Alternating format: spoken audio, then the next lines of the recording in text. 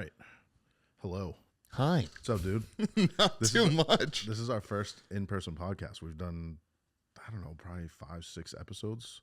More than that, actually. But this is our first time ever doing one in person. I like this. This spot is really cool. Yeah, it's a little bit of a shit show right now, but it's a really fun place to be. I'll give you like the little tour after. I mean, obviously there's not much, but my favorite part is that balcony out there, and you can just like look right out into the harbor. Sweet. It's sick. Yeah. Sunset's this real is nice. rad. Yeah. So, but yeah, welcome, Thanasi. Thank you. Good to have you here. I'm happy to be here. Cool. Thank you for cutting the time out.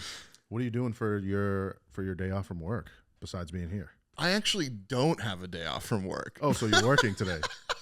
Shit. Yeah, I work because I work for Activision. I work Pacific Coast time. So for me, like noon till the end of time is when I work. My mornings are pretty open. Got it. Okay. But yeah, no. So I'm cruising. So you guys are working today? Of course. All right. We got to get the games out. That's why, right? Yes. Yeah, right. MW3 beta. Yeah. We're cruising now. We could actually start right there. That was one of the things I wanted to talk about, but I don't. Obviously, these are not in category like chronological order. But I haven't played the beta yet. But I can tell you that today, as soon as I get home, that's the first thing I'm downloading is that the Modern Warfare 3 beta. Have you played it, Jay? Yeah, that shit's crazy. Is it? Yeah. So. Yeah, it's good. It's real good. Nice. Yeah. I'm gonna get on that as soon as I get home. Mike messaged me yesterday, and he goes, "Bro, download it. Hurry up." And I'm like, "Dude, I'm busy right now." But like, so I know he's gonna want to play today. So. Nice. All right. So let's get a little background on like who you are, and I always want to start with like, how did you get into cars? Yeah. I think like a lot of folks, it was definitely my dad, like my parents, like one parent, right? Yep. Growing up as a kid, like sub 10 years old, we would still go back to Greece. Yeah. So like every other year, we would try to go back because his whole family is over there. Of course, yeah. And the Acropolis rally, my dad had friends that were into rally. So we were literally, I'll never forget this. There's a moment where I'm in an 70s Escort. Yeah. Rear wheel drive, 4-cylinder. I'm on my dad's lap in the front seat, and this is a rally car, right? And we're just driving it on roads because what are rules? Who cares? Yeah. And there's a rotary. He's e-braked the whole rotary, literally like out of Fast and Furious. And my head, when he changed to the other direction, bangs right off the roll bar because it's a rally car, and I'm sitting as like a 6-year-old on top of my dad's lap, right? So I think it's a combination of that, going to Lime Rock as a kid, listening to those cars, man. Oh, all of it. Best motoring. Do you remember like you could get those at Hot Topic? Good. If you go to the auto section, you could get all the best motoring DVDs. I have maybe 80, 90 of them from a kid in Initial D. Like that's the trio. Going to FYE, bro. Yes. Going to get what was the one with the Techademics ones? Do you remember those? Yeah, like yeah. Dotto's yellow M3. 100%. 100%. Those were like when we were sub 20, so when we were sub 15, you could find all that jam at like Newberry Comics, FYE. Like there was always one section I would run to it, like peer through, and be like, "Oh, D1GP and Irwindale, what the hell?" You know? So sick. Yeah, I remember there was a video, there was a DVD that I got. It was about drifting. And it was just when drifting like started kind of hitting here, and it was about there was a section in this video, and it was about some like 15-year-old kid, and his dad. He lived in California. Yeah, I know who it is. You do? Yeah, Ken Gucci is who you're talking about. No. You sure? Yes. Okay. All right. It was a white kid. I thought. Okay. But I love Ken. Shout out to Ken. Shout out to Ken though. But he's actually one of my first like favorite drifters. Oh, rad. Yeah. It's good to see he's still in it too. But this kid, his father, like he just wanted to get into motorsport, and I just remember being so jealous watching this video because I was the same age as this kid, and I was like fucking pinching pennies to buy my first shit box, and this dude's out here every weekend fucking. He had an S13. Yeah, he had an S13. And yeah, he started drifting at the age of 16. And to this day, every once in a blue moon, I'll look that video up because because I want to see if he stuck with it and like if he went pro or something. I just can't remember his name. Yeah. But he was going to like 16 years old, going to like pro-am events, and I gotta think he did something with it. Has to, right? Yeah. Interesting, because I thought the reason why I thought you were talking about Ken was because in '05, this dude was like the first factory sponsored driver in US drifting. Yep. So he got like an '05 Mustang GT with the 4.6, and this dude got his license taken away for drifting an off ramp. Ridiculous. Typical Ken though. His cars are crazy now too. Sick. Have you seen some of them? Sick. He has what is it? Is it a GS 300 or is it he has a GS or an IS? I think. Mm-hmm.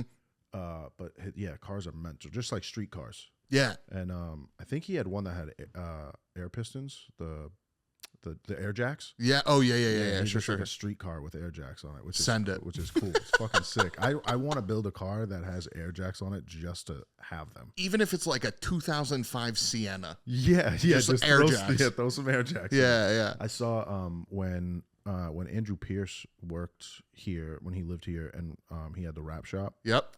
I remember I was just hanging out there one day, and this Porsche GT3 Cup car, like off a trailer. Yeah, sure. Just for Andrew to wrap it. I'm like, what the fuck is going on? Yeah. Brand new, fresh out of the dealership, like not a speck of dust on it. Yep. And I just remember like the one thing, obviously amazing cars, but because it's a cup car, it has air jacks. Yep. And so like literally, but like instead of even just looking at how cool and sick the car was, I was like, where's the air jacks? Yeah. I don't know why. I just find that fucking technology running around so trying cool. to find a line. Yeah. So you It's can poke this damn yeah, Porsche. Yeah, exactly. Yeah, I'm sure Andrew would have loved that. Yeah. That would have landed well. So I know that you spoke about like I'm glad you started with your dad. And what's his? Do you have like some of his history? Because I was listening to the pod with you. I mean the pod with you and Nico the other day, and you had mentioned the story with your father and the Rock. Mm-hmm.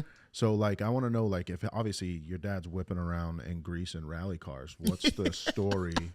What's his story? My dad's story is like, so born in the 60s.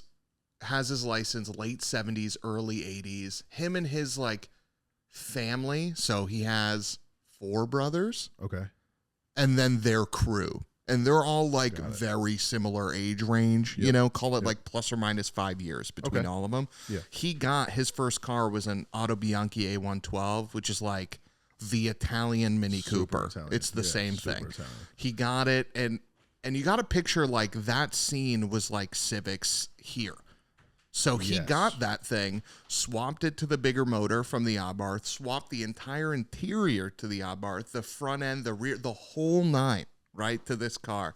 He meets my mom in that car, takes my mom and her 2 parents from the Athens airport all the way up North Greece, which is a 5-hour drive. So picture like a OG Mini Cooper with 4 people in it and their luggage, right?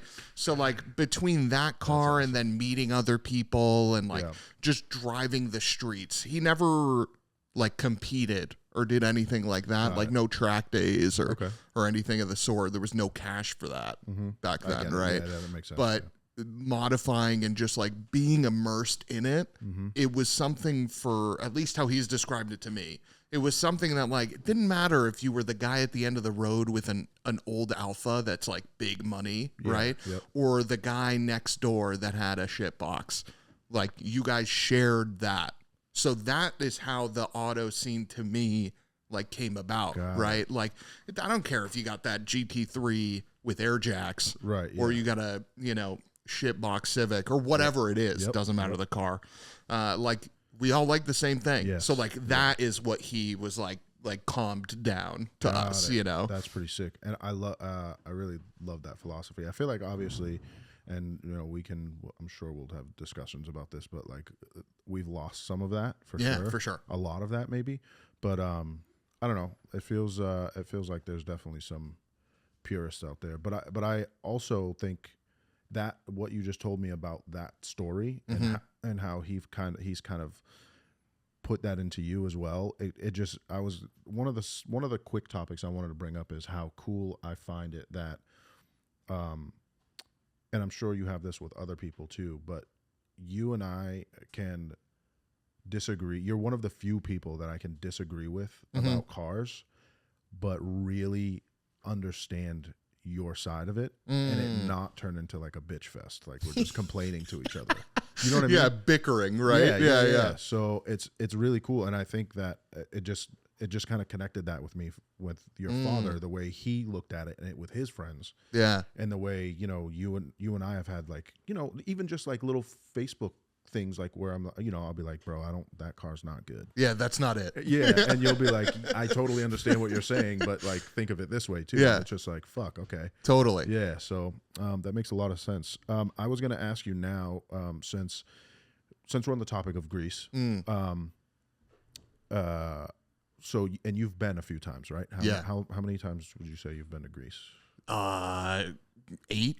Okay. Yeah. Can you give me, because I've never been, I've never been to Europe. I've never been out of the States. Okay. So can you give me a little, like, what is European car culture like? Yeah.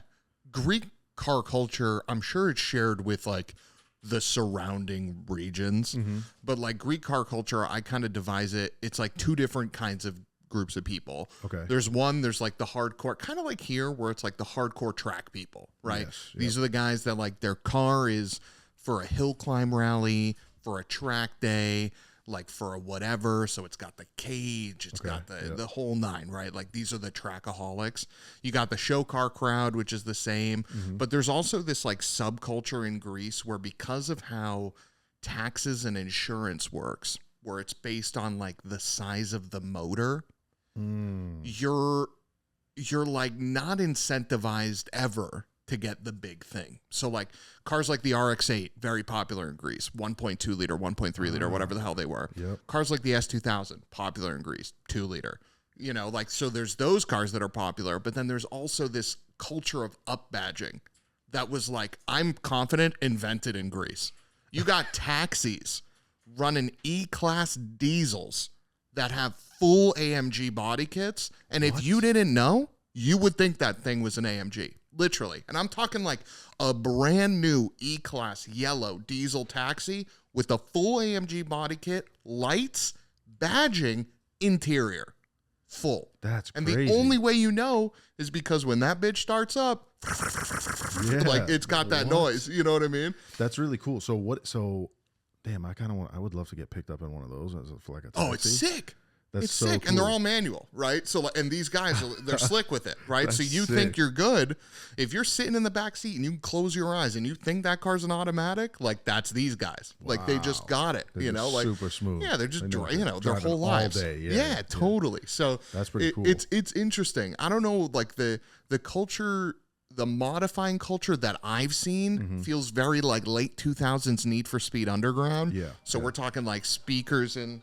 You're Is that me? No. We're talking speakers in the door cards, Yes. like the builds. Yep, I've seen that like as recent as last year. Nights.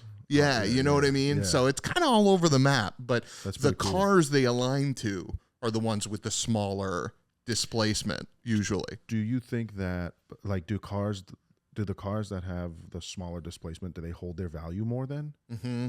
Because like, I mean, you would think like, let's take like an SRT8 or something like that. Yeah. You would think because of those taxes, I'm sure they would sell, but I feel like they wouldn't hold their value as much, right? Yeah, it's funny. So my wife and I and my brother and I, like whenever we're in Greece, if we're in Greece at the same time and we see like a C6 Corvette, we're like, yo, that dude's got money. Right? And this is a car that costs 20 G's in the States, but to own and operate that thing is coin. But to your point, like the Peugeot 106s of the world, like cars like that, they're like 5 to 8 G's. You can get the good, you can get the shitty ones. Yeah. We're talking like a DX Civic Peugeot for like 2. But the one you want is still comparable to like what a Civic Si would be here. Got it. You know what I mean? Yeah. That's pretty sick, actually. Interesting. So it's kind of wild, like you said about the C6. Like, because here we're just Big like, money. oh, it's just a guy in a C6. No, that's Haas, bro. That's What? him. Yeah, for he's real. killing it. Yeah. Damn, that's So interesting. you see like Gladiators, like a Jeep Gladiator pickup, Oh, and I'm yeah. like, dude, first off, How? who? Yeah. Who, and then how? how? Because the streets are tiny. Yeah. And you're driving that thing that people struggle with here. There? Yeah, that's I nuts. don't know. That ain't it. What what do you think about like this question just kind of popped up in my head. Like, how come we don't see as many imported like Italian Yeah. and French cars Yeah. as we see like Japanese? Mm-hmm. Because I feel like some of those are pretty sick. Like I would love like a Clio V6. Those Yeah, gotta yeah. be getting close to being. They're here. You can get them. Oh right, yeah. Yeah. So, 90. We're 98 and before. You think Okay, you can yeah. get like or maybe we're like a year or two off. yeah, something But like yeah. that. But like I don't see any like cool old Peugeots or Mm-hmm. anything here. Mhm. So why do you think? I don't know. I never think- thought of it. Like I would guess it's because a lot of like the culture when we were growing up, right? If you were either on our wave, which was like best motoring, D1GP, those Yeah. videos in FYE, or you were in the wave after that, which is like Fast and Furious, or you're in the wave after that, which is like Formula D and all that stuff. All of those subcultures skewed Japanese. All of them.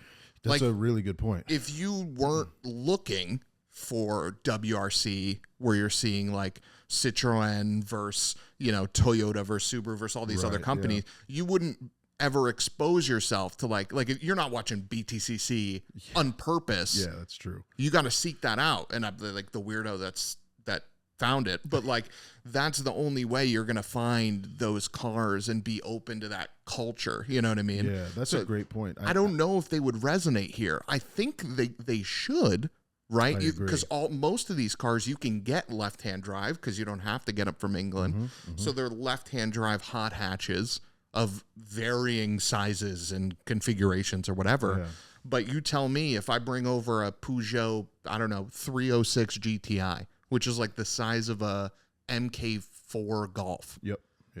If I try to sell that thing for 12, 13 G's, is someone going to buy that over a S2000 for 15? I don't know. Yeah. That's I think they should, Yeah. but I don't know, That's a good point. Those are good cars though. Those are Oh, they're they're cool. sick. I was thinking about it because you're right. It's kind of like what we were influenced by when we were younger, Totally. and it wasn't big. It wasn't a lot of Europe. Well, it wasn't a lot of Italian. It was definitely like you saw a lot of BMW. Oh, yeah. Mercedes, Germans were in there. but Yeah. French, Italian. The Italian upper scale, the Ferraris, Right, Lamborghinis correct. we Yeah, got. Yeah, of course. No one knows what Alpha is, which is why they Yeah. still have trouble today. No Yes. one knows what Peugeot is on the French angle, Renault on the French angle, yep. Citroen on the French angle. No one. Yeah. And they're missing out. They Yeah. make some cool shit. They do make some Like it or really hate cool it, cars. Yeah. it's cool. I think because the only exposure I got was through video games to French Yeah. cars. Totally. And they were sick in the games. They were really cool. Yeah, they were sick. That's interesting. I'm like it's like really kind of running through my head. I'm like trying to think about Yeah, it. like But I here- think you're right. It's there- just what we were exposed to. There's a good example. There's a guy right now in like Hopkinton. It's like central Massachusetts selling a Citroen XM, which is like a hydropneumatic suspension, weird ass thing. So this is a car that like has literal like pillows, like pillow ball looking things in the engine bay that fill up with fluid. So the engine feels like, the suspension feels like a magic carpet, like that kind of jam. Yeah. This car, you could literally lift up lift up one of the wheels while the other three are on the ground to change it. Like that's how the suspension works. Crazy shit, So right? sick. It's for sale for $14,000. He'll never get that. No. If no. that was a Nissan with all that same tech, Oh, right? bro. That was a Skyline special edition. He gets 25. With that, yeah. You know what I mean? Easily. Yeah. Easily. Wow, I that's- offered him 10. It is what it is. Did he get back to you yet? We'll see. All right, cool. So I definitely want to talk about Money Shift and Formula One. But I know Rocking the McLaren hat today. As you should. You today, already know. As you should. But let's start with your car history. As far as we'll do like I don't know what your first car was, Okay. but I'm always curious. So when I talked to Rex last week, Yep. I don't know if you listened, but Yeah. his first car was a fucking Ford Escort wagon. Yeah, gangster. Yes. Yeah. Gangster. Yeah. So what was your first car? So I was I joke, I say child labor laws be damned, but I don't actually mean it. Like, don't look up my parents, relax. You know what I mean? Yeah. But I was working at the pizza place from like age 8 Yeah. to 15, Yep. 16. So I'm squirreling away Of course. Yeah. money, squirreling away money, and making money monthly, Yep. like a okay amount, Okay. very little. And my first car was actually that blue TSX. So I had a 2009 TSX Mm-hmm. CU2, has a K24Z7, like 200 horsepower. Yep. I had the option of either getting the color I wanted or getting a manual, and I picked the color I wanted. Good. So I got a blue one, Vortex Blue Pearl, loved it. Yeah. That was the car that I met everyone in. Yeah, Everyone. That's the mass so tuning car, I was effectively. just gonna say, yeah. So I wanted, walk me through that, like build modification wise. Yeah. So that car was new in 09. So nothing was out for it. And the only geos it existed in was it was in Europe, it was in China, but the Japanese scene didn't pick up that Gen TSX like they did the first one. Mm-hmm. So there wasn't a lot of stuff out there. So I got carbon fiber lip and trunk lid from a company here in the States. Yep. CT Engineering carbon fiber grill. Initially, this is hilarious. I put springs and 19-inch like 5-zigging wheels on it with rubber bands. So we're talking springs, right? So what, Yes. half-inch Yeah, I was lowered, just gonna say, and I yeah. put 19s with rubber bands on them. So the gap was still like it Same- might have actually exactly the been same. bigger. Yeah. Might It's- actually it's been a bigger. possibility. Yeah. So it bent those wheels instantly, right? Like because they're rubber band tires on them. yes, yeah. Swapped around different wheel sets, got some Chinese specific taillights that I ordered off Alibaba when I was in class in college, Shout out Alibaba, Jay. praying that they came in, bro. I ordered them shits from a Chinese dealer Yeah. on Alibaba. What was it? He was waiting months, huh? Yeah, no, for real. And I was waiting so long that I'd forgotten I ordered them, and then a box just showed up at my door, and That's it was wild. the taillights. That's pretty sick. But no, it was fun. I mean, big Yeah. brake kit at some point from Yep, Buddy yep. Club. Shout out to what is it, JP? Who's the place in Hyde Park modifying JT car? Auto. There it JT is. Auto. Yeah. When Brian used to work over Yep. there, that's where I would Yep. go for everything. Yeah. He was the man. They're still there too. I'm pretty sure they're still there, right? Probably. I think Brian's at East Side now, though. I was in that area not too long ago, and I didn't notice if it was still there or not. But yeah, shout out to JT. That was the first actual. That had to be the first shop, maybe Prospect, but other than Prospect, JT was the first like auto like aftermarket shop that I ever went to. Yeah, and that would like get JDM stuff. Yeah. All their stuff was legit. Like that G30, I don't know if you remember the G37 they put together. Like think it I do, had yeah. all the Amuse stuff. Yeah. Like which Yeah. was crazy. It's what else is cool about that place is it's in for the cars that they were building, it's located in a place you wouldn't expect it. Oh, not at all. You know what I mean? 100%. It's just like you could drive by that place 150 times and never know it was there. Right. But yeah, they were cranking out some cool shit over there Mm-hmm. for a long time. You brought up mass tuning. Yeah. So yeah, so there's a little now we're kind of like aging ourselves a little bit, but A little. those days were awesome. Dude, that was how many years ago now? It's got to be 10? a decade, yeah. 12? Yeah, decade. It was the best. It was so good. I So know like we can look back on it now and like people trash on it or whatever, Yeah, but yeah. the fact of the matter is it was a place you could go regardless of what car you drove, Mhm. regardless of what opinion you had. You might have had people that disagreed with you, Yeah. which was part of the fun. But like you could communicate with people online. It was a huge Facebook group full of Yep. everyone local and some random folks international. Yeah, And then there were massive events that were Yes. hilarious. they were like awesome. you might have hated them 2 days after, but looking Yeah, back on yeah. it, filling up garages above ground, underground, Yep. doing track events in New Hampshire, autocross, all that stuff. Yeah. Like I wouldn't have met a lot of people Yeah. were not for that Yeah, age, you know. For sure. That was I think that time, that period, I think mass tuning, you can credit mass tuning for really growing the culture in New England, Totally. for sure. 100%. I mean, like the underground and above ground garage meets, I'll call it, like Arsenal Garage. Yes. The underground meet literally shut down Boston. Yeah. Like that's not an exaggeration. Yeah, there were it was modified. insane. I remember I was coming off work because it was like a Friday or Saturday night, trying to get in. So like Armin, shout out to Armin from Mass Tuning, like would moved like a cone so I could like ditch my way into the place. But like it was literal gridlock in the whole damn city. It was insane. Which was sick. It was insane. There was like Armin and I have had our differences too. Sure. And I haven't talked to him in a long time. I have no issues with him, but big shout out to him for sure, because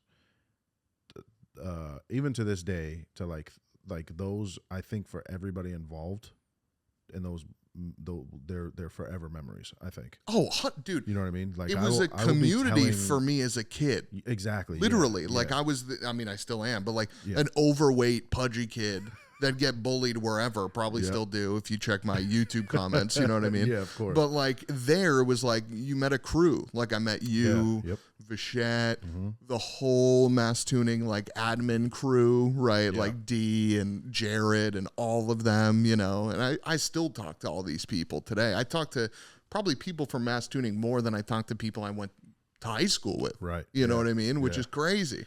Yeah, I think that was definitely one of the best times we've had here. Not to say that we can't have that again or that we won't have it again, but I don't know. I feel like with the way things are now, it's just like it's different.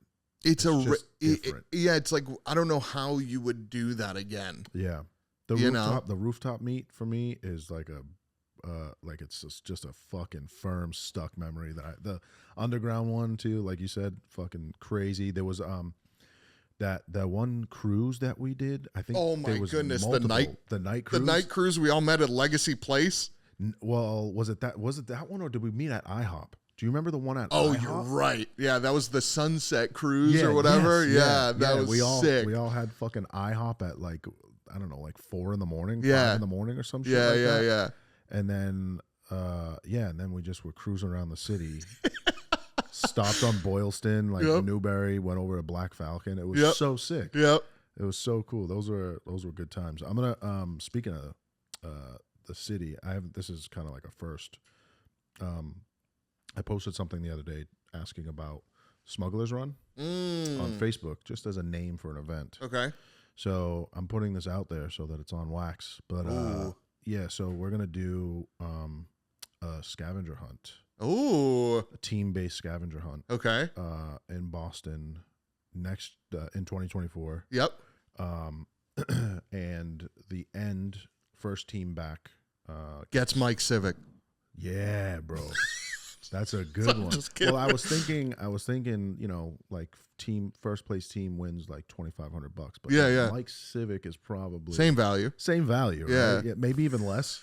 So Mike's here catching strays. He's on his way now. Yeah, he can't even hear this, but he's on his way. He just got the vibe in his head. He's on his way to fuck us. That would be hilarious if it's like $1,000 Subaru Impreza that's just clapped out, but like that's what you get at the end. That would be really funny. And just I love that idea let them though. Either that's flip sick. it or build it. That's kind of cool. I actually like that. But yeah. So the first team back with proof of everything wins the cash prize or whatever.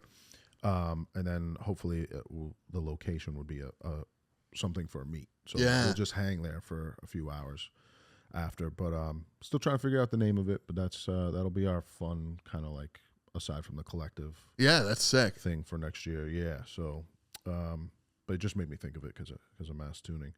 What are your favorite events besides Mass Tuning? Like in your history of like cars thus far, local. What have and obviously don't say the collective, even if it is like just think of something different. I don't want people to be like he was fishing. I got paid on my way in. Yeah. No, I think for me, like the number one event was always the Northeast Grand Prix at Lime Rock. Ooh, so every year. Le Mans back in the day. Now it's the two. Who knows what the series is called now? Actually, I have no idea.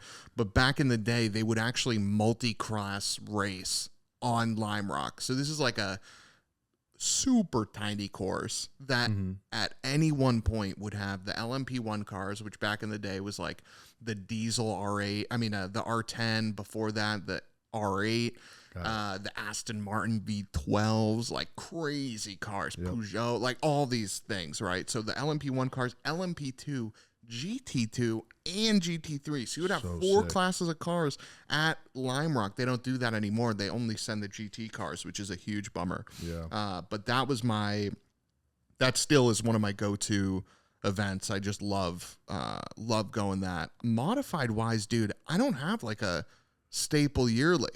Like there isn't, at least in my brain, that I could be like, I'm going to this every year. When we were growing up, it's Week Fest. Yes. It's First Class. Yep. It's those things, right? I would go that every year if I could. I don't know, hot import nights as a kid. I don't do but that I didn't even like it then. I don't like it now. You know what I mean? So I don't know if there's a modified thing outside of something like the Collective that I enjoy locally. Yep. I think everything else is like Dream Ride in Connecticut, where you can see like that's local though. Yeah, we'll call that local. The Regeras or the crazy hypercars I never would see in my life. Yep. I'll go there. Maybe like some Cars and Coffees around, but I don't know. Correct me if I'm. Is there any like local modified yearly thing anymore? I don't know if there. I'd even throw New York in the mix. I know the Prime folks are doing stuff all the time, they're fucking killing it too, and recently more so. But like, I can't think of anything around outside of like a Honda Fest or Toyota Fest or like, you know what I mean? That's like brand specific. There's did you see, that's a good point. I don't know if I can think of one either. Did you see the grassroots event that's being thrown on by Prime? Right. And that looks fucking Was that sick. yesterday or is that next week? It could have been yesterday. If it was yesterday, then I haven't seen any media from it, but I've been so definitely itching not. to see, Definitely not.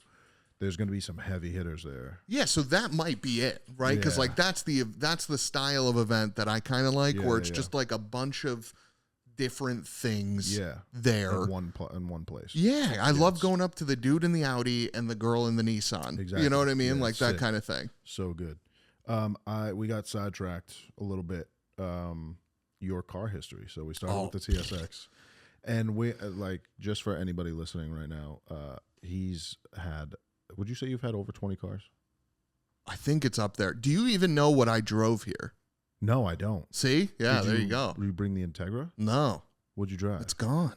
You sold it? Yeah, it was really sad. We're going to talk about that car in a minute, but what did you drive here? I have a Tesla Model 3 for the week. How do you like it?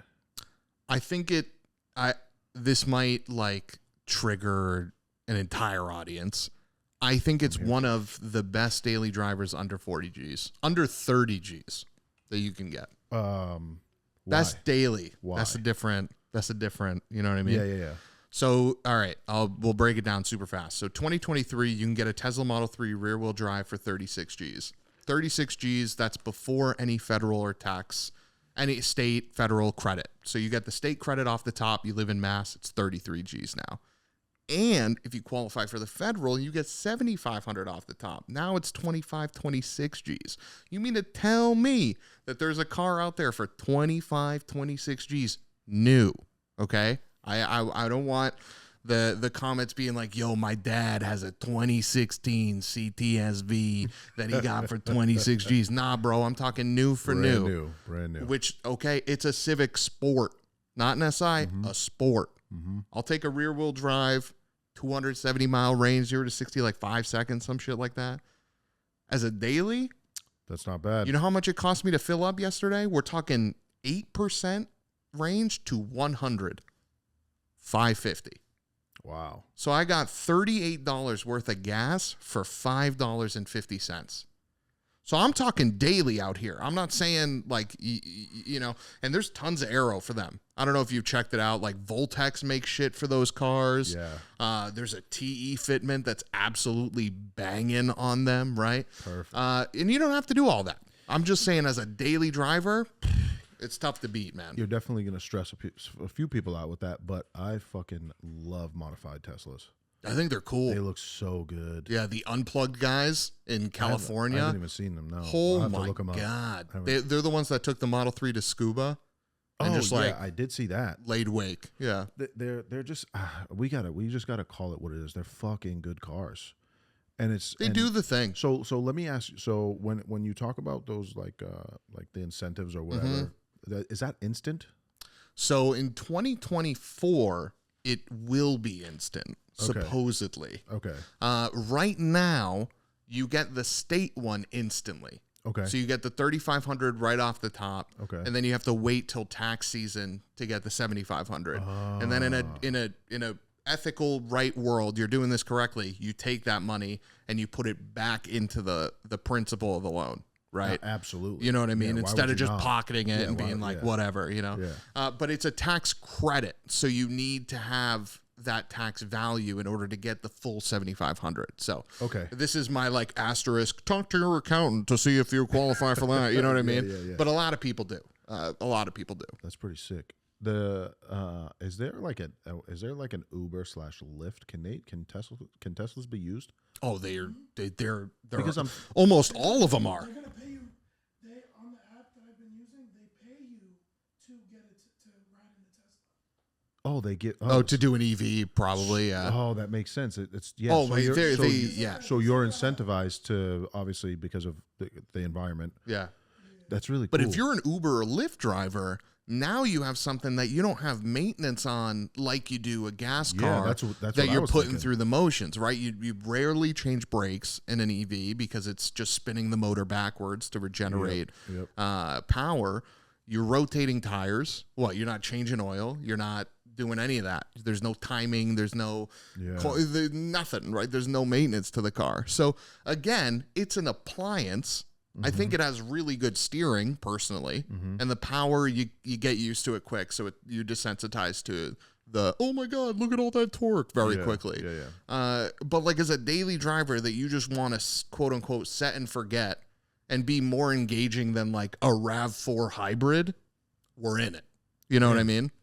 How do you feel about the panel gap that people say it's Is it bad? So the one that I have outside is a 23. Yeah. It's nowhere near what it was in 2018. Okay, got So it. the way that I see it, it's like they've been building the car for 5 years. Yep. So they've made a bunch of improvements to that whole process.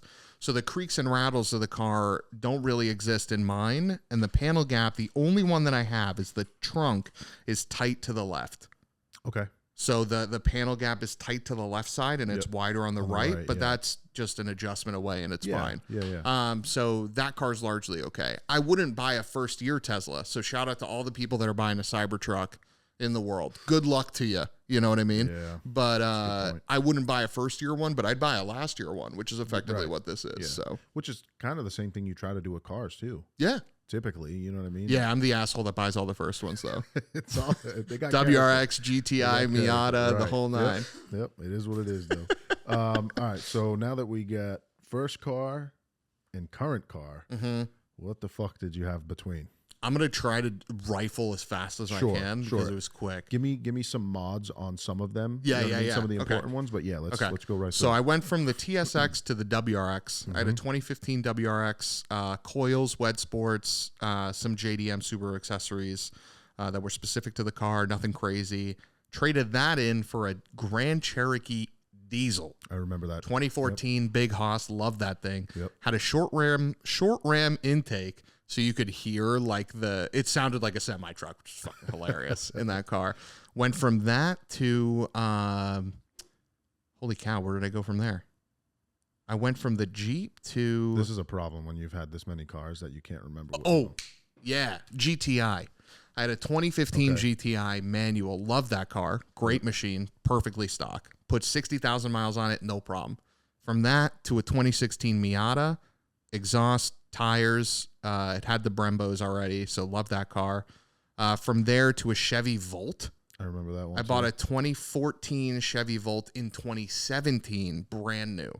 Oh, wow. So I got 16 grand off sticker for that car because it was sitting on the lot for 3 years and brand new tires, which was hilarious. From there, holy cow, dude. This is a problem. from the Volt. What did I buy? Dude, I'm having a block. That's crazy. Yeah, Holy cow. yeah. That's actually wild. Yeah. The other cars that I can remember in that process, I owned a 90s Corvette that I put T's on Good car. That's a and great lowered car. it a little bit. Love that thing. thing was We'll awesome. own one again. Yeah. Don't care what anyone says about the C4 Corvette. I owned another Miata, an RF, the one with the like retractable hardtop. 2003 911 C4S that I brought out to one of the collectives. Yep. Another good car. Love that. Genesis G70 with a manual, which was awesome. Civic Type R FK8, a Phaeton with the 4.2 V8. Whew, that thing was good, too, man. yep. Oh my God, that car was awesome. And then a Polestar 2, a Tesla Model Y, and the Integra Type S. I'm sure I'm missing something. A couple Civics. I can tell you two that you're missing. Okay, 290 Civics, a hatchback, and a Yep. K-swap coupe. You're Those are missing the two. fucking Maverick. Wow, 2 Mavericks. You had two of them? I had a hybrid and I had the turbo all-wheel drive one. I didn't know you had that one. Fuck. Yeah. Wow, holy cow, good call. How the hell did I miss out on the Mavericks? So ridiculous car history. Ridiculous vehicle all over history. the place. If you had to pick your top three, what would you pick? The Integra is number one. For Really? me, it's actually not even close. And we can mix it up as to why, but yeah, it's number one, far and away. That's a bit surprising to me. It's just, Over the Porsche? yeah. Why? The Porsche that I had was a C4S that, so I'll be the first to tell you, I didn't build the car. I swapped the suspension on the car and swapped the wheels on the car. But the original like ethos of it was built by someone else. Okay. It was a C4S, so converted to rear wheel drive Okay. with an OS Gicken diff Got it. Yep. and GT3 brakes and Okay. shifter. So the goal of this car was to be like a GT3 in a wide body, because back then the 911, the C4S, and the Turbo were the only wide body 911s. Everything else was the narrow body. Got it. Yep. They had two different bodies for the car. My car was too aggro. So it had a half cage in the back, 2 Sparcos in the front. The Olins were mint. I can imagine. But like it was just, and they were expensive. Like, dude, course. $3,000 suspension. Hello? Yeah, Like, yeah. I don't know what I thought was a good idea, but apparently I thought that was. But you did it. Yeah, I did it. It was just too aggressive. The clutch was too hard. Like for daily driving, it was too aggressive. I would own one in a heartbeat, and it's probably number 2 or 3 on my list. Okay. That Porsche, but the Integra is just number 1. So I would say the Integra number 1. I'll put the Porsche in number 2. You know what I'm forgetting? The S2000. That's what I'm putting number 3. Yeah. Okay. Yeah. Good lineup of cars, though. Yeah. That's a good. 250,000 mile S2000. It's got to be fun to drive, though. I just hit. I have a 08 TSX. Yeah, I don't cool. even know. 07. Sure. When did the first gen stop? 08. So I think I have an 08. Yeah. It just hit 200K the other day. Sick. I fucking love that. It's great, thing. dude. It's such a good car. Yeah. Agreed. It just go. The only thing, and this could be like a bushing thing or like motor mount, but Mike had mentioned, because he has this exact same car, Okay. manual like mine. Okay. My interior is black. His interior is Tan. tan. Yeah. But it's got like the throttle response is like it's weird. So like Oh, interesting. it's on off. It's not like because it's electric. I'm assuming it's not smooth. So sometimes when I'll shift and go to get back on throttle, it just kind of A lurch. yeah, it's got a Yeah, little, you know what I interesting. mean? It's Interesting. weird. It's not bad, but Yeah, it's just yeah. one of those things. I'm like, oh, I'm not used to it. Yeah, You know what I yeah, mean? yeah. So I was gonna give me some details on the Integra. Okay. Yeah. So it was so Acura announced that they were gonna pre-sell, Mm-hmm. call it like Jordans or like Supreme. Like Yeah. they were gonna do a drop of 200 Integras, 50 in the 4 colors, like 50 in 4 different colors. Got it. Yep. And at the time, there's another car I forgot about. I had a Kona N, and I loved it. Yeah. Yep. Car's great. Yep. Great machine. I wasn't trying to get into something else, but the Integra, to me, kind of replicated what my Acura did in 2009, where it was like this car that could kind of be sporty. I mean, your TSX, same way. Can be sporty, but luxurious in the same vein. It doesn't look like on the onset, if you see a TSX parked in the street, you don't think it's anything crazy. Like, it doesn't give off Civic Type R vibes, where it looks like a damn Gundam. You know what I mean? Yeah. So, like, when I saw the Integra Type S come out, I freaked out. I was like, this is it. Like, this is going to be the car that gets me back to that point. So I'm like, spam, I got 3 different ways open to try to get one of the 200. I'm shooting for the blue one, obviously, because my first Acura was blue. Correct. Yeah. But I got a gold one. The Tiger Eye Metallic. And I was against it at first, but oh man, seeing it in person, I was like, yep, this is the best color it comes in. It was a fire color. It's so sick. Such a good color. It shows off all the body lines perfectly. Yeah, yep. And it was one of the few of the first 200 that had black interior. All the blue ones came with the black and white interior, and I wear jeans like crazy. Oh, yeah, and there were guys reporting in the first 1,000 miles, like already getting dye on the bolsters, and I'm like, I would have been folded like a damn pancake. You know what I mean? Yeah, that's not good. What are the numbers, by the way, for like what's specs basically on 320 horse.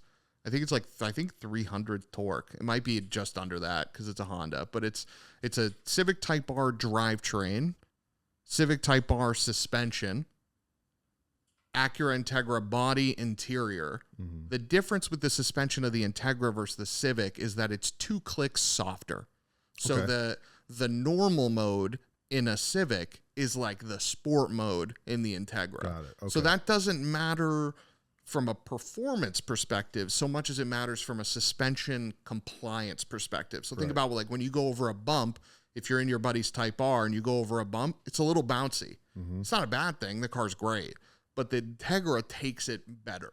And the Integra has a comfort mode. So it can go even more cushy than the Civic. And it feels downright German. So if you're ever in like, I don't know, if you have a 3 Series or a 5 Series and they just take bumps different. I don't know how to describe. Like the way they tune it, it's different.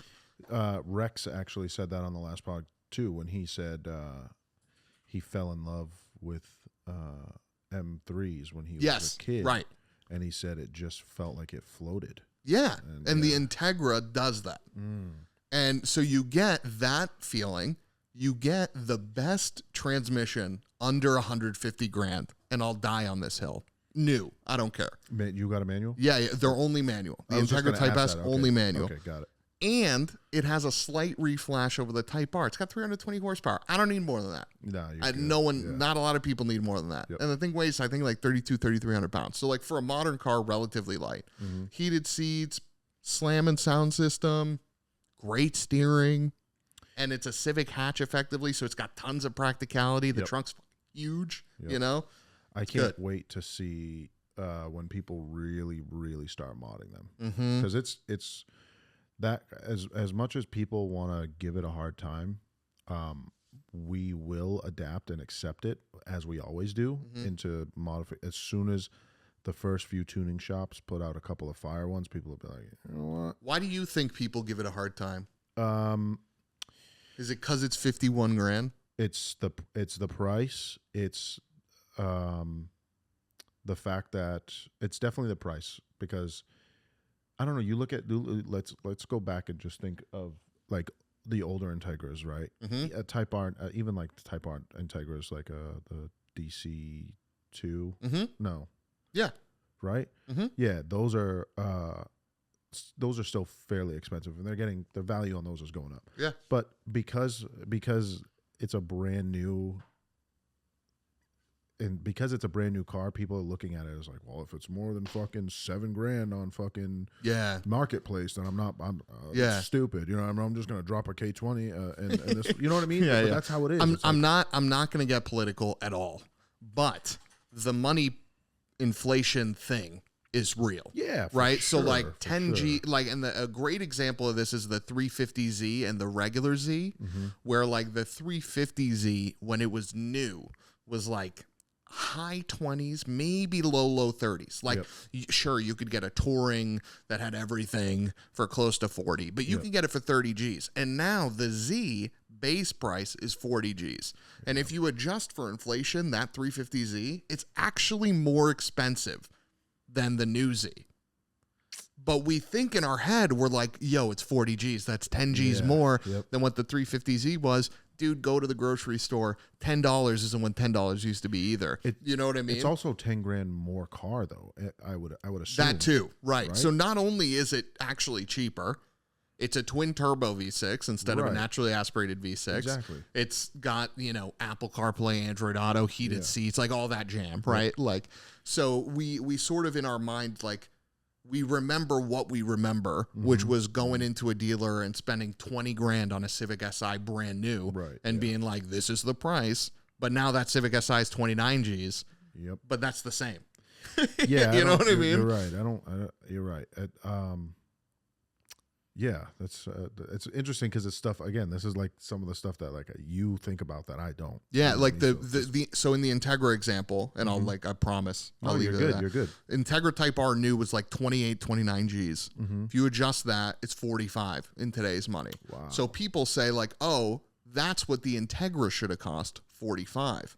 And what I counter with that is it would have if it came out 2 years ago. But in the last 2-3 years alone, the value of a dollar has changed dramatically. Shout out to COVID. You know what I mean? But like, so because of that, that's why it's 50. That makes sense. You know what I mean? And I think it's worth 50 over the Civic Type R, like 5 G's more, 8 G's more, than the Civic Type R. I think that all day long. But I understand why folks might not as well. Yeah, for sure. I mean, I get it.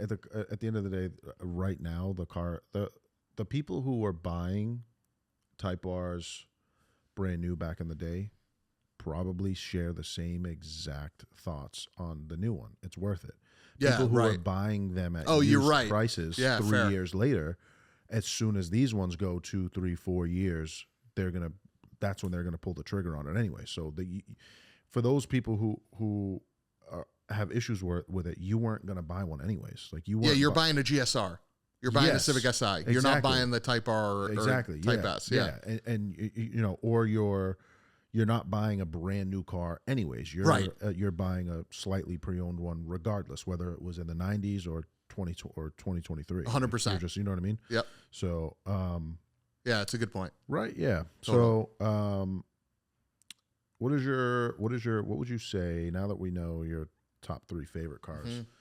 For now, like from that you've owned now, what would you say your dream garage would be? 3 cars, 3 vehicles. Doesn't have to be cars. So I have an agreement, and she might get mad at me for this with my wife currently, which is unless I'm making FU money, we got 4 cars that we can have in the garage at any point. So in my brain, I'm going through this like crazy, right? Like, when you're thinking about what wheels to put on a car, you go back and forth all the time and you always end up on TE37s. It just is what it is. But it's the same. So I view, if I had to distill it to 3, dream. We're talking realistic. I'm not going to say like F40, McLaren F1, some stupid shit. Dream realistic, daily diesel Escalade. So the new gen Escalade, you can get with a 3-liter inline 6 diesel, big Haas, comfortable, 30 mpg. We're loving it. We're loving life. Okay. So that's the daily, and it can also tow shit because it's the diesel. It's got more than enough capacity. The V8s do too, but screw you. I like weird shit. Yeah. The weekend car, which I classify in my head as like the car you would take to like shows or cars and coffees, like events, right? And you're not tracking it, you're taking it to that. It's a Mazda Cosmo in the 90s. That's an interesting one, bro. Dude, I am obsessed with this car. Have you always been? Yeah, for a long time. They are cool, but I would not have expected you to say that. They're really cool, though. So it's one of the few cars you could get with a 3-rotor. from factory. Twin turbo, first car, stupid fun fact, first car with in-dash GPS ever. That's pretty sick. Which like it's horrible now, so Yeah, like you wouldn't want it anyway. It's gotta be But terrible. it looks gorgeous. They are The pretty interior is so much leather. I can only think of the amount of cows that had to sacrifice themselves for this car. I just love it. I think the look is cool. Everything about it is it. You know what I mean? And then the track car portion of me like varies all the time. There's parts of me that's like, oh, it's got to be something quirky and European, like bring over an Escort or bring over a Clio or bring over a 106 or something like that. And then the other part's like, dude, just get a Miata or an S2000 and ship it, you know? Yep. So I don't know. That third one is kind of in flux always, but those first two, Escalade, Cosmo, we're cruising, you know? Wild. If I were to walk up to that garage and open it, I'd be like, what the fuck is this guy doing? Or like 3 roommates. Yeah. I'd be like, this is the weirdest lineup. Yeah, well, I have to Uber on the side to pay for all the Cosmo maintenance, so that's why I get the Escalade. Just Apex Seals weekly. I've been, speaking of Miatas, I've been doing a fuckload of sim racing lately. Yes. And I do this like MX5 Cup. Yeah, cool. Dude, It's fun, right? Yes, I could run GT3 cars all day. I have a tune that I've built for the Ferrari 458 GT2 car. Yep. And it's fucking amazing. But when I get into these lobbies with the fucking MX5 Cup cars, it's so fucking bananas. fun. Bananas. There's like 24 of us. Fucking Timmy's fucking spinning on every corner. Yeah. Just fucking classic. Mike's blasting into walls. Fucking classic. Yeah. And I'm like, it's a little fucking Miata. So you're just like just buzzing around corners, and it's so true. And I know this is a simulator, but they're so accurate now, dude. Simulators are so and now more than accurate. ever, right? Yeah. And so it's so much more fun to drive the MX5 Cup car at full tilt than it is to drive the GT2 cars, GT3 cars. It's just something about it. It's something, because it's not fast, but you're just having fun buzzing around Laguna Seca with fucking 24 other people, and it's so fun. And it's also like more rewarding to get the time you're looking for. Yeah, because you know, especially on a track like Laguna, if you botch one corner, the whole it's done. The lap is like done. Scrap it. Yeah. So there's more of like a grind aspect to those cars. Being real life sim it doesn't matter. And I think that's what I really enjoy for those cars. Like, so cool. There's so many modern machines that can like pull you out of a bad corner. You know what I mean? Like, like if you have a GTR, an Evo, or something like that, like you can make up for getting one bad corner with power. Yep. But like that car, no. The Miata, the FRS, the 8.6, whatever you get, if you're on it, you're rewarded, and it's sick. It's a really good. That's a really good point. And I think, I agree with that too, because it is true. There's those cars they work on consistency, and you're right. Like when I let's say I take that GT2 car out on Monza, I know that if I fuck up at turn 1, the first S curve, fucking make it up in turn 3 and 4. Yeah. Every time. Yep. So and if I don't fuck up in turn 1, I know that I know that I've just got a better jump going into the next one. Right. But you can make up time with those cars. It's so much harder to do it with a fucking for sure. With a Miata. For sure. That's true. And which is why like all those series, they start from either a spec Miata or go-karts. And then you go up. Yeah. Right? Because you learn everything in those cars, and then you increase power, increase grip. Yep. Learn everything, increase power, increase grip, and you just keep going till you're an F1 driver, or you're in Le Mans, or you're a rally driver, right? Yeah. So, let's see. So I wanted to, I guess, since we're on the topic of sim racing, and games. Oh, you know what, Jay? He plays Wild Rift like a fucking maniac. You play Wild Rift? Wild Rift, League, TFT, all of it. I just got crazy into TFT. It's good. It's good. You fuck with Wild Yeah. Wild Rift and TFT. TFT a little more than Wild Rift, but I like both of them a lot. Is that the one? Which one were you playing on stream before? TFT. Oh, I thought that was Wild. Yeah, Rift. yeah. My bad. Yeah. You might like TFT. No, we're not doing this, bro. You guys It's are gonna get strategy. sucked in. It's like so you're effectively like putting together teams based on their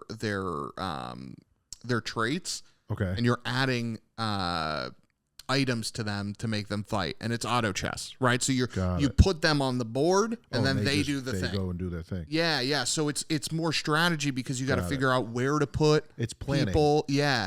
Where to put people, what synergies to put on, what items to give those people. Like that's the, you know what I mean? It's a lot of big brainy kind of stuff. You could have the same exact team, but based on the positioning and itemization you have, one will completely sweep you. Wipe the floor with Got you. it. Yeah. There's this is a crazy comparison I'm about to make, but have you guys played Pokemon Quest? No, I haven't. I've heard of it and seen it, never played it. So Pokemon Quest is similar in that it's auto fighting, and you have to add attributes to the Pokemon before you go fight, and then they auto fight. Okay. So, okay. He's looking it up. He's looking it up. It's right now. parallel-ish. Yeah, I might be disrespecting TFT a little bit, my bad, but I haven't seen it, so I feel like you can never disrespect something if you compare it to Pokemon. That's a good point. You know, good point. I mean? I like that. What else have you been playing lately? Yeah. So aside from the Riot games, Call of Duty, obviously, I play a lot of Modern Warfare 2. I stay playing ranked multiplayer all the time. It's so much fun.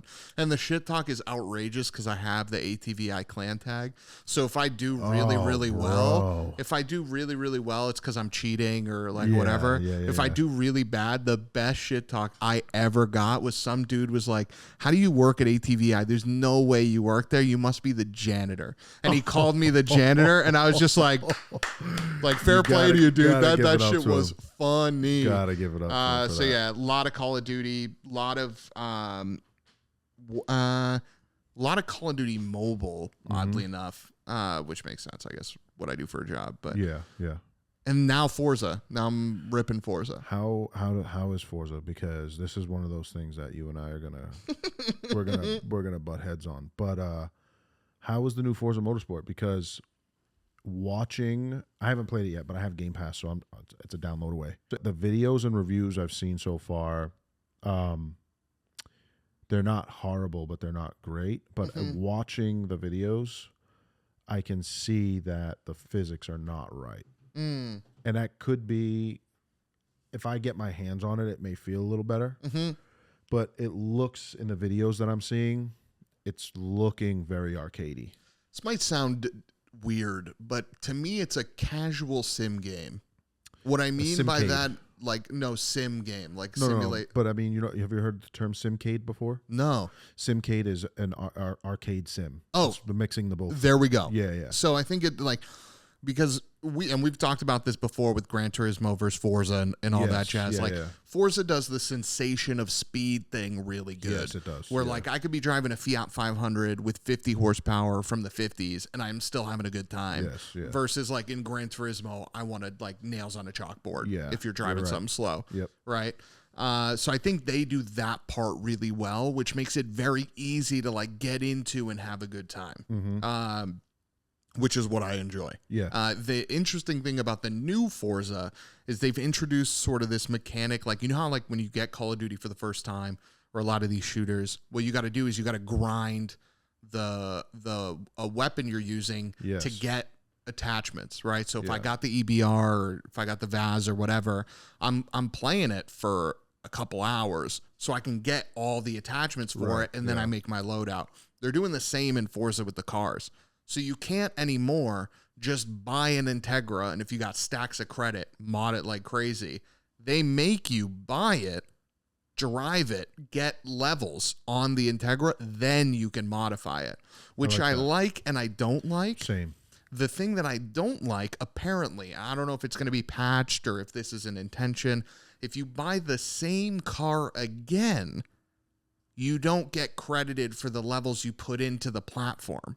You have to level it again, and that feels wrong, right? That feels like that shouldn't be the case. I would love a fleet of Vantages that I put my heart and soul into that each have a different feel to them. Yes. Do you know what I mean? Yeah. So I don't know. That part's kind of weird, but overall it's fun. Overall it's fun. I definitely, I'm sure they would have to patch that. There's no way that they're just going to make people grind out fucking a fleet of cars if they want a fleet of cars. I just don't see. Yeah, I mean, we know, like, there's tons of people. I mean, same in Gran Turismo. You have like different Civics for different things. Yeah. You have different 240s for different things. So like, if you have to grind them all the time to get to that level, it feels a little weird. So I don't know. Yeah, we'll see. I don't think it's worth it. But yeah, I'm gonna try it. So overall, you think it's a pretty good game though? Yeah, I think it's a good time. The one thing that I think Forza doesn't do well that Gran Turismo does do really well is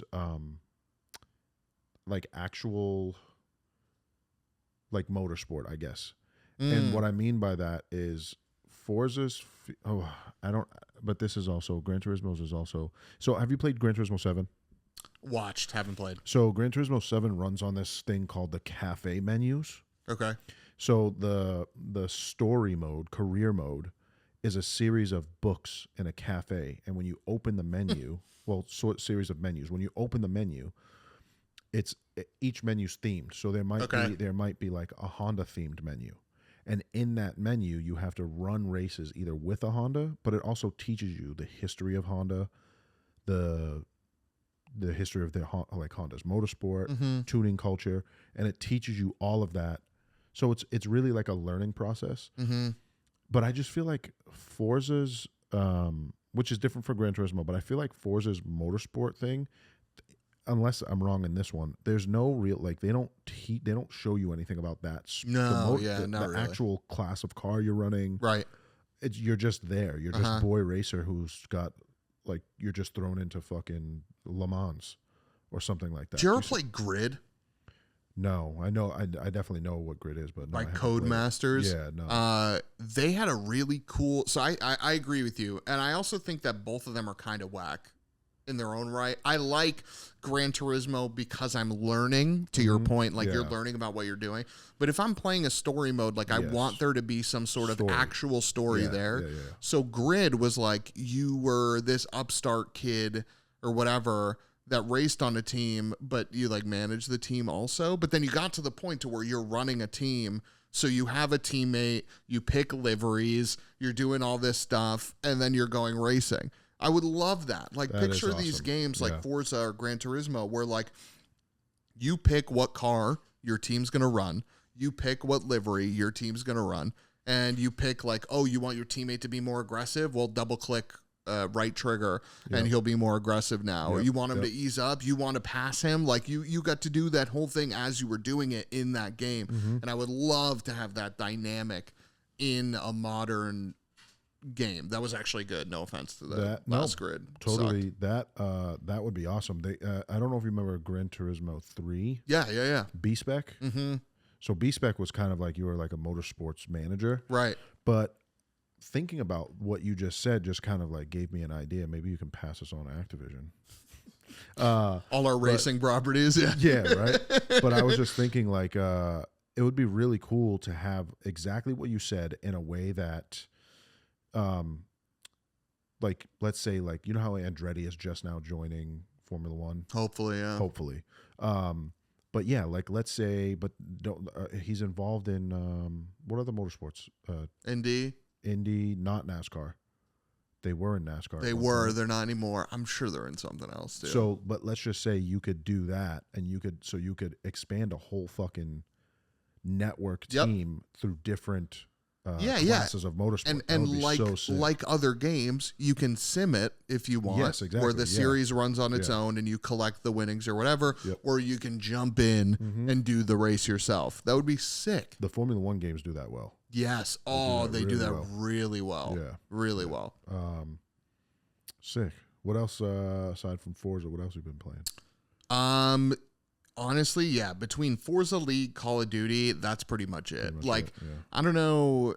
I mean, I do know, but like as we've gotten older, like my ability to play games like I used to is nowhere near where I was 10 years ago. You know what I mean? Like 10 years ago, I'm gaming like dusk till dawn when I'm not at work or school. Right. Now it's like, no, I'm doing other things, whether that's like other things with somebody else or, you know, cleaning the house, doing chore, like doing all this other stuff, right? Like you have responsibilities, priorities that you had then. You just didn't care about them. Yeah. And you were gaming, which is totally cool. Like I'm into that. You know what I mean?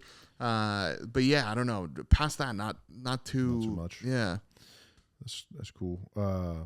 Yeah, you're definitely right about responsibilities now. You know what I mean? I would love to game all day. Right. It would be awesome. Sick. I just, I would just hit the button, go live, and literally just game all day. Yeah, that's a good way to live. Real quick, what do you have for time? I want to get into money shift, but I didn't realize it was fucking 12 already. I'll tell you right now. I have like 20 to 30 minutes. Okay. All right. So talk to me about money shift because it's exciting. Mm-hmm. It's from an outsider's point of view. It's the same thing with like, of course I'm going to bring him up and now I can't remember his last name. Tedward. Yep. Watching him and then watching you. Mm-hmm.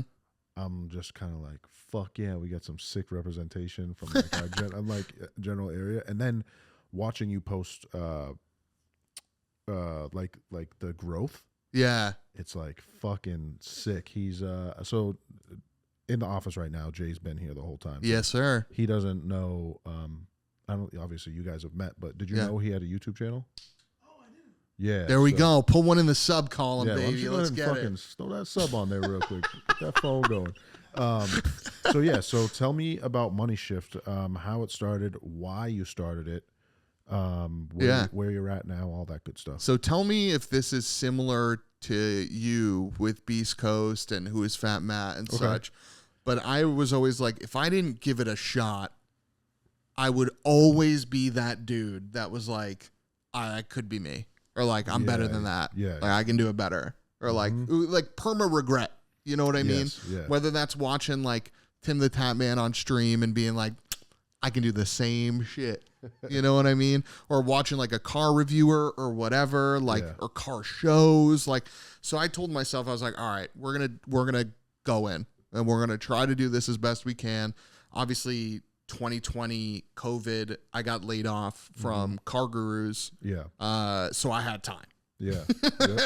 I had time. Never a better time. So I was like, all right, time to start doing videos. Like, I'm going to use my Civic. I had the Type R at the time. I had a 90s Civic. I was like, we'll start from there. We'll review other folks around. Not really much traction. I was also shit at it. If you go watch like my first couple videos, the audio's trash, the framing of them is bad. I would drive the same street twice so that you could get a visual of me and then a visual of the road, but oftentimes it wouldn't match up because there would be a time where I'd hit a stop sign and just roll through it in one video, but in the other video I'm stopping because someone's going by. Right. So it was just kind of weird, you know? Yeah. But like anything else, you keep going, you keep figuring out stuff, you keep like growing. I got an opportunity to get a Maverick like a week before they started dropping on dealer lots. And I knew that there was a lot of hype around this car. I mean, you're talking about a sub $30,000 pickup truck that is either all-wheel drive, can tow 4,000 pounds, has more than enough capability for like every freaking pickup truck owner in the world, or you get a hybrid that gets 50 mpg and is a pickup truck, right? So I was like, all right, there's something here. Like, I'm going to get this and go full bore. And I did. And my thought process started to shift. Like, cars today, new cars today, are more expensive than ever, right? Average new price of a car is 48 G's, bro. The average price of a new car today is 48 G's. Yeah, I'm not gonna lie, I don't got it. No, not a lot of people do. Civic was like 36,000. That's fucking. That's what I mean. Crazy, right? bro. So let's say you're looking for a new car and you're looking at videos. What are a lot of these videos? They're first drive videos, which I give all the credit to in the world, right? There are people like Tedward, like Topher, like Road and Track, like all these guys. They're driving the car one time and maybe over the course of a couple days, giving you their thoughts on it. But that's it. That's where the buck stops. Yep. In my mind, I was like, oh, I want to go a step further than that. by showing you not only that first drive review, but what I like, what I don't like about it after weeks with the car. What are some features of it that maybe you didn't know about? How you should spec yours, what you should look out for, right? Like just that level 2 past the first drive. So if someone's looking for a Maverick, I got, I think, like 30 videos on the Maverick.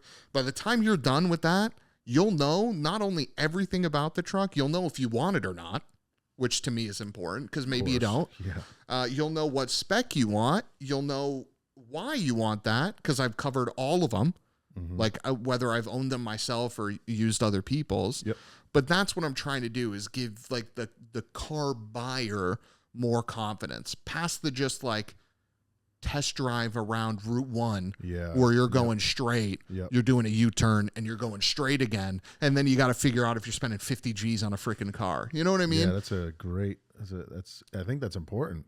So I don't know. It shows like not what a car can do and what a car is like, but what living with that car day to day is like. So. Yeah. And I don't pretend to have the knowledge of like suspension, engine tuning, transmission tuning that maybe a lot of people that have been in the industry way longer than me know. Yeah.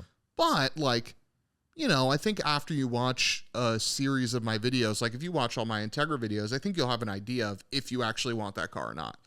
And if you don't, that's fine. That's what the video's for. Exactly, it's to help you not spend 50 G's if you don't have to. You're not essentially trying to sell people the car. You're helping them.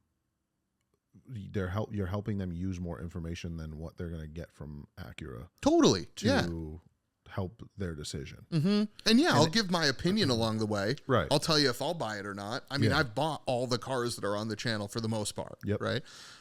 But like, to your point, like that's not what it's I don't expect you to be like, oh, T says it's right. Like, oh, I got to go buy it. Like, no, make your own call. Yes. You know what I mean? But here's the info. Here's the facts. Here's the information. Here's my opinion. You know, wait, and what's the growth been like? If you don't mind, talking about. So I started out in 2020, and it was like small. Like we're talking like couple subs every month. Okay. Maybe every week. Like nothing crazy. Like growth, but you know, videos that like if I hit 100 views on a video, I was stoked. You know, like we're cruising. I get the Maverick, and then that car had the demand behind it, and it was just like a moonshot relative, right? There's channels out there with 1 million views, there's channels out there with 1 million subs, but for me, I went from like 100 or 200 subs to like 1,000 in less than a month, and then from 1,000 to 2,000 in a couple months. And then 2 to 3, 3 to 4, 4 to 5, and now I'm at like 5,300. So sick. From 2021 or no 22 to now, I have gone from like 100 to 5,300. That's sick. And I think there's like 1.6 million views on all the videos. Awesome. So it like definitely feels good. It's still small, still super small. Yeah, but it doesn't. See, but that's the thing. It's small. It's small because you're in it. Yeah. For example, let's take streaming for me, right? Because I have the same exact feeling. So, but at the same time, you know, I compared myself to other simulation streamers on Facebook, right? Sure. And they've got 100,000, 200,000. I've got 24,000, I think, right now, which is insane. Yeah, but I think about it and I'm like I want more. Not I want more, but I'm like, it's pushing yourself. It's different. You're always chasing it. So totally. Like, but you like, bro, 5,300 is nothing to shake a stick at YouTube on YouTube because one, YouTube is hard. To get fucking subscribers, and I think that's for two reasons. One of them you guys might not agree with, but I never watch YouTube. I feel like getting to YouTube now is the difficult app to watch, to get to. It's where the best long form content is, but it's so hard to get people to go to YouTube. Like a lot of times for me, when I see a YouTube link, I'm like, I gotta fucking. This could just be me though. I can only speak for myself. I'm sure there's people like that. I'm just it's just so. Yeah, I Yeah. think what the I difference use it is for we're tutorials a on lot. YouTube. Like I'm trying to convert the people that are on YouTube. I know if I post like new video just dropped on Instagram, I might get like 2 people that click on it. Really? Yeah. So I think the opposite way. Like if I always feel like if I post in content on Insta, and it could just be my The audience demographic, you've created, but it's just wild to hear because I've always struggled to get traction on YouTube, but on social on Instagram, Facebook, TikTok. Yeah. different audience. It's interesting how it works, man. 100%. Yeah. So interesting how it works. But yeah, so You know what you can't fit in this room right now? what? 5,300 people. Hey. That's right. True. That's right. That's true. You're probably That's not true. even in the building, bro. Right. You can Man's barely out here. count up to that number. Yeah, no, I'm not doing it. I'm not doing that. Unless Mr. Beast asks me to. Because Yeah, 'cause right. You know, there's money. Yeah, No exactly. kidding. You're gonna get paid. That's true. I wanted to ask you about the podcast too, because now you got Nico in there, which is sick, bro. How does it feel to have to do like a podcast with your brother on a subject that you both love? It's really cool, also interesting. Like, so we're 10 years apart, Yeah, right? So I'm 31. Yikes. I feel you, bro. You know, the craziest part is not that my brother's 21. It's that he's 21 born past the year 2000. So yeah, That hurts. Ooh, yeah, That hurts a one little does bit. hurt. So, no, it's sick. I mean, it's our chemistry's there because he's my Yeah. brother. Yeah, I think it's just trying, like, we actually have very differing opinions on a lot of different things. Yep. So it's just getting him comfortable in the spot, getting him comfortable, like, recording and giving those opinions. I think, like, Yeah. a lot of the tips that we have is, like, even just in general, it's like, just breathe. Like, we're just Yes. chilling. Yeah. You know, we're Yeah, hanging out. exactly. There's Yeah. nothing going on here. Yeah. There's no one exactly. listening. Like, Yep. it's just us. We're talking, Mhm. you know? But it's a lot of fun. And I am really grateful that we can do this. Yeah. You know what I mean? When you announced it, I was just like, this fucking makes so much sense. It just makes sense. It's like, yeah, I don't know. I just feel like like you said, the chemistry's there. It's fucking easy. Yeah. It's like why not? Your brother, by the way, is like one of those people that I see that I look at, because now I guess technically I feel like I'm not, maybe not. I say that like I'm in the OGs, like I'm hitting the OG timeline Tier. Yeah. You might be feeling that way too soon, or Maybe. I don't know. Yeah. But your brother's really cool because, one, he's fucking super humble, and two, when I talk to him, it's always like, oh, he knows what the fuck he's talking about. He just know, and I'm sure a lot of that comes from you being big brother, and so like bringing, obviously you had part in raising him. He's your brother. What's how did you get him into cars? Was it your father? Like what? Because you guys are like two peas in a pod almost. I'm sure it was a mix. Like, had to be, right? Like my dad, for the same reasons I gave, but then like he's watching all my best motoring videos that I bought when I was his age. Yep. He's reading the Initial D manga that I got from Barnes and Noble when I was his age or younger. You know what I mean? Yeah. So I think there is that part of it in there too, you know, but also like he has definitely, you know, formed his own opinion style, the whole nine on a lot of things that isn't me. It's not my dad either. Yeah. Like his RSX is sick. I think it's really, really nice. It's not what I would have modified it. It's not what my dad would have modified it, but we both agree it's sick. You know what I mean? So That's cool. yeah. No, it's been a lot of fun. Yeah, he's one of those, like, there's a few younger people out there like in their early to mid 20s that I have had conversations with, and I'm like, they're the ones that are gonna keep moving this in the right direction. Yeah, agreed. I'm really like, I don't know if you could tell like recently, but I've been kind of like putting out a lot of like messages on like, we need to do it this way, guys. We need to like protect the culture. Yeah. We need to and so I'm always I always get really excited when I talk to people that are younger and their mind is right about this kind of thing. And Nico's one of those. Agreed. One of those people. I mean, I think it's also, to your credit, having things that gen aspires to. You know, like the notion of what the collective is like, at least to me on the outside, is like invite only, the best of the best from a variety of subcultures in one spot. So like when I was younger, those are the types of things that I would like, the Week Fests of the world. Like my S2000 was built from the vision that I had, but it was also like, I want to get into these events. Yes. Yep.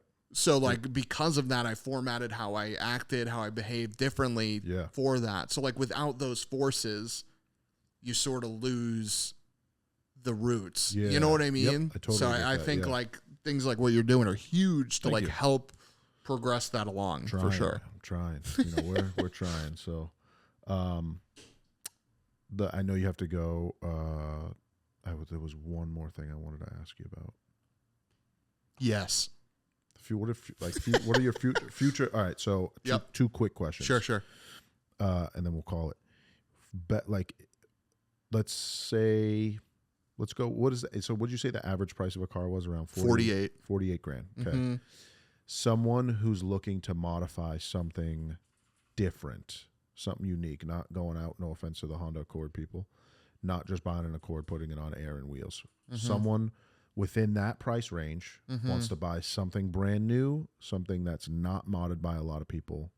What would you buy? Brand new, not modified by a lot of people. What would I buy? Give me a class. Like, you're talking track car, you're talking stance car, you're talking show car. Like, where do you... Not anything, not track. Like if someone just wants a daily that they can have fun with, and I guess you could say stance it if you want to. Yeah. Air suspension or coils. Sure. Also have fun with it, enjoy it. What would you... All right, you might get mad at me for this one, but I think people sleep still to this day on the Hyundai Genesis brand overall. Okay. I'm just going to single out Genesis for this. Sure. I think all those models are gas.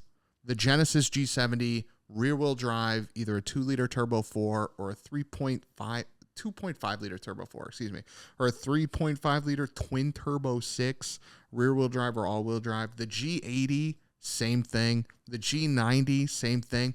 But they look dynamite. I don't understand how someone hasn't taken a G80 and slammed it on its nuts on some like something. I don't know whether it's like what are the 5-star wheels that are on Mike's GS? The big 5-spoke stand. They're on everything, dude. Yeah. Oh my god. Junction. I'm gonna lose it anyway. It doesn't matter. Yeah. But like, I don't know how that hasn't happened yet, and it kind of makes me upset because it would look insane. That sedan, the new G80s, look beautiful. They are beautiful, but they look big though. The G80 is the size of like a 5 Series. Oh, so it's kind of like right on. They look bigger in the pictures. I don't know. The G90 is big hoss. That's the S class. Is that the one? Maybe that's. But those are like 100 Gs. Oof. But the G80 you can get used in that like high 30, low mid 40 range. Okay. That like I'm shocked more folks haven't taken, because one of those bagged on a nice set of wheels would look insane. I don't know why every set of stance wheels is eluding my mind right now. Yeah, it's like right. the hallmarks, you know, yeah, like the cranes of the world. Like it's just it's escaped my mental, and I'm pissed about it. There was a couple wheel brands that I've seen like at the collective that I was like, why I've never seen these before. I'm like, I'm really that far removed from this right now. But fair. And then real quick, what are your future plans for Money Shift?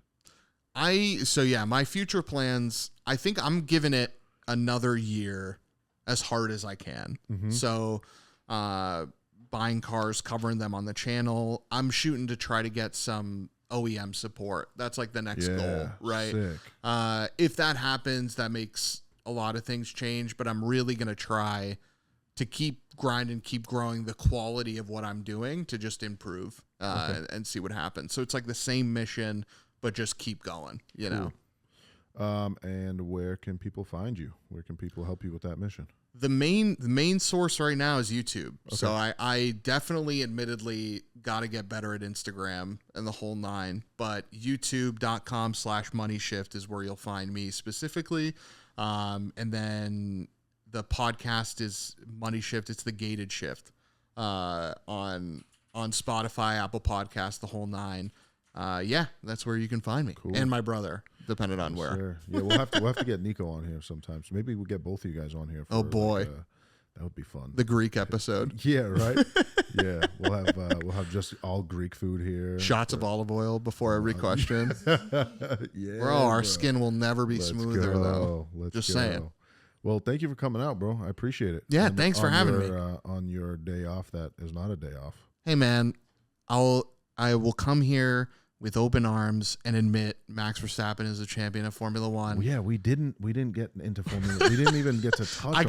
I'll blast off, but yeah, I as a Formula One fan who roots for McLaren, I'm beyond upset and excited all at the same time. Yeah, I'm upset that it took over half the season for them to understand how cars work. And I'm excited that we've won a sprint race and we've been second and third pretty much every race since then. Yeah. So it is exciting. I've got Piastri's got me kind of like, yeah, he's good. Maybe this kid is better than a lot of us gave him credit for. Yeah. Well, I mean, both of them in the last race, like Piastri Yes. goes from 6th to 2nd because the Mercedes killed themselves. Right, yeah, Shout out yeah. to Hamilton. Yeah, Might have been his fault. That was rough. But then you have Lando go from 10 to 3. Like they Yes. were both Yeah. weird call at the end of the race to not swap, given I Lando's agree. like running Yeah. for the championship. Yeah, But whatever. I agree. I guess one last thing on Formula One too. Can we get Ocon out of the sport, please? Dude, At this get point? rid of maybe Perez too. Yeah, honestly, I've been defending Perez for a while now, and I can't do it anymore. Well, because at the beginning of the season he was winning races, Yeah. or coming second, and just doing his thing. Now it's like He's fucking up week after week now. yeah, and dude, we know the car's good. Yes. Like we know the Yeah, car is good. yeah. The thing that'll kick him in the ass is in next year if AlphaTauri gets this year's car and Lawson, or not Lawson, it's Ricciardo and Tsunoda yeah. show out. That'll be crazy. Yeah. I don't know. He's on the hot seat right now. I'd say. He should be. He should be. Yeah. I Like, agree. no offense, there's a lot of people right now that don't have a seat next year that should. And another team fixes that because you get 2 more seats. But, like, there's no reason why Perez should be in this championship. He's got to be one of the most polarizing drivers on the grid, Yeah. in my opinion, because you love him. Yeah, Like, he's a good dude. Everybody loves Checo. He got shafted last year. Yep, he did. You wanna support the Mexican. Yeah. You know what I'm saying? Like I don't know. He's a lovable guy, but he's also a prick, and he does dumb shit. But I guess it's the same thing with Max too. Max is a fucking prick It's just like he puts himself in those positions. He does. You know, like I just don't understand it. I also don't understand how like Red Bull is an organization who like was very quick to cut out Gasly from under them, hasn't done the same with him. That's a very like good Gasly point. was performing, but he just wasn't like P2, P3. He was like P8, P9. Perez is like not even in the conversation. It's just he's just out all the time, consistently. Do you think that that's because they had a backup driver? Well, not a backup driver. They had their eyes set on Perez, but now there's nobody really they think can fill that seat. Who would fill the Red Bull seat? Well, I mean, I don't want to. Lando's like open I've next heard year. that. I don't know if it'll happen. I don't think to it be will. honest. I don't think it will. But that's an option. There's, I mean, Yuki, Liam, Daniel. You could pick from one of those 3, and I don't know. Yuki's kind of a beast. Liam has been nasty. Yeah. Daniel Ricciardo's Daniel Ricciardo. Yeah, There's 3 there. I don't know. It's a tough one, man. Take a flyer on an F2 driver. I don't know. Could. I think the sport has shown younger people outside of Alonso and Hamilton Yes. are doing Yes. very well. Yeah. Like the newcomers, Yeah. except for Logan Sargent, are doing really, really well. All of them. Embarrassing. you know? He's embarrassing. Dude. Did you see all the drivers that like gave up because of heat exhaustion because of how hot it was? No. So but I heard like what happened with the he had tires? a heat stroke. Whoa. Like a heat, like whatever, like sunstroke, like craziness. Yes, yeah. Alonso, like 3 drivers threw up after the race, 4 drivers fainted, like craziness. You know what I mean? Like it was hot. It was hot. I remember. I just remember the tires were fucking like self-destructing. Yeah, they had to lap after 18. That's so pit crazy. after 18. That's so crazy. But I kind of liked it. It was nice. I do too. But at the same time, I'm like, what sense does it make racing in those conditions? Right. Like 100%. Like I get it. It's a cool racetrack. It's one of the weirder looking racetracks, but it's a cool track. But bro, like we are in Dubai. Like let's figure out. It was like I think they said it was 32 or 33 degrees Celsius, which is like, I can't do the math, but I think it's over 100. Yeah, that's crazy. And to be in those at night. Yeah, exactly. Like what the fuck? Yeah. Dude, you couldn't catch me in the stands. Yeah, in that for real. kind of temperature. For I'm real. Good, bro. Yeah. I'm 100%. And then I gotta leave and sit and drive through the hot ass desert. Yeah, I'm good, Psych. bro. I'm good. I'm super good on that. What's one race you would go to? You could pick any of them. I want to say like Vegas because of the hype. Sure, but I hate for Vegas, this year. But yeah, for this year. But I hate Vegas. So if I had to pick one, we'll say next year, Ooh. Red Bull calls you. You get to do a podcast from the garage of any Grand Prix you want. Oh, that's fucking hard. You go into Spa, you go into a track, or you go into like Monaco. I was thinking. I was definitely thinking of Monaco, but you bump into Serena Williams by accident. It is what it is. Yeah, I mean, you know, that's what I would do. Yeah, that would be sick. It would either be Spa or Suzuka, just because I want to go to Japan really bad. Dude, me too. So bad. I want to go to Japan like 4 times. I would probably do Brazil too. Yo, that would be. They're crazy about F1. Fun, yeah, that would be an awesome one. That track's nuts too. Yeah, it's sick.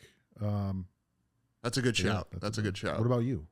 I would go to Silverstone. Probably would be one of the top ones. Good one. Or like a Zandvoort, where it's like Dutch craziness. Yeah, because wild. of Max. They're so it's wild, like it's orange haze and it's a cool track with the banking and all that stuff. I like all the Grand Prix tracks. I can't do the city tracks. No, you're not into those. I would just feel like outside of Azerbaijan or whatever the hell that one is, they're all bad racing. Yeah, I agree. I would go to Azerbaijan though. That seems like a cool one, but yeah, I would. They're all bad. Like Monaco, the grid is how it ends, unless you're Ferrari and your team blunder it. Yep. Las Vegas is going to be like that too. Yep. Miami is like that too. Like there's so many tracks like that are all the city tracks. What about Australia? That would be fun. That's it's usually it's the first one. Yeah. Or first or second one, but yeah. That would be sick. That would be fun.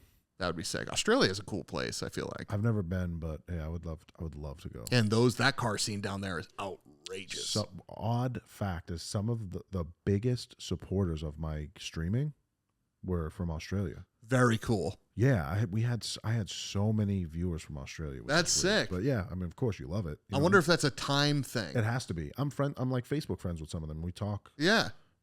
To this day, so that's very cool. Big love from Australia, which is cool. Hell yeah. I love that stuff, dude. That's rad. Well, we'll wrap it, but I think we got to do another one of these. We got to get into like Formula One deep. Yeah. Just go down the rabbit hole, man. Maybe at the end of the season. Sake. Yeah. Let's do that. Like a little recap or something. Yeah, I'm in. Cool. One more time. Where can everybody find all your content? YouTube.com/MoneyShift. That's where you'll find me. If you search like Money Shift Integra or, actually you might find a Money Shifted Integra video. Now that I think about it. Yeah, you probably would. But Money Shift on YouTube. That's the main spot. And then the podcast is called Gated Shift on Apple, Spotify, the whole 9. Awesome.